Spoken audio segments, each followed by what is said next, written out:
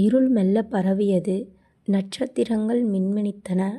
அதிகாலை மழைத்துளிகள் போல அமைதியாய் சிறுமி தன்வி மெதுவாகத் தூங்கினாள். அவளது முகத்தில் ஒரு இனிய புன்னகை. அந்த இரவில் ஏதோ ஒரு மாய அலை போல அவள் அறையில் வானம் பாய்ந்தது. ஒரு வண்ணமயமான வாசல்.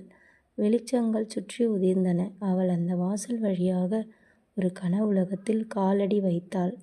அந்த உலகம் எதையுமே நம்ப முடியாத அளவுக்கு மயக்கமாய் இருந்தது.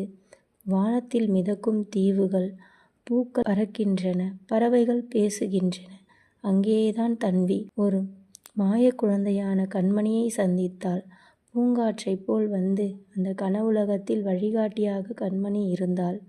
அவள் தன்விக்கு ஒரு அரிய புத்தகத்தை காட்டினாள். அந்த புத்தகம் மிதந்தது. பிரகாசமான தமிழ் எழுத்துக்களால் துளிர்ந்தது. அதில் காணாமல் போன குழந்தைகளும் அவர்களின் குடும்பங்களும் ஒளிமிழற்றும் உருவங்களாக தெரிந்தன. அது ஒரு அழகான கனவு மட்டும் இல்லை என்றும், மெய்யாய் அந்த குடும்பங்கள் மீட்டெடுக்க வேண்டும் என்பதும் தன்விக்கு புரிந்தது.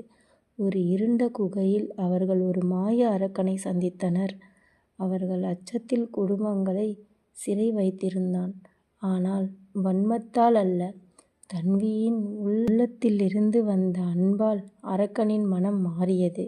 அவள் ஒரு கரங்களை நீட்டி அவளது இதயத்தில் இருந்து ஒரு பிரகாசமான ஒளி வந்தது. மாய குண்டில் உடைந்தன. மீண்டும் அந்த குழந்தைகள் தங்கள் குடும்பங்களுடன் சேர்ந்தன. அந்த கனவு தன்வியின் நனவாக மாறியது. அவள் விழித்ததும் முகத்தில் இருந்து அந்த அமைதியான புன்னகை இப்பொழுது ஒரு பெரிய புன்னகையாயிற்று.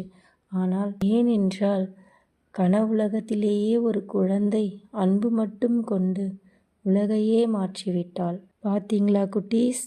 நம்ம மனசுல நம்பிக்கைங்கிற ஒரு பெரிய சக்தி இருக்கும்.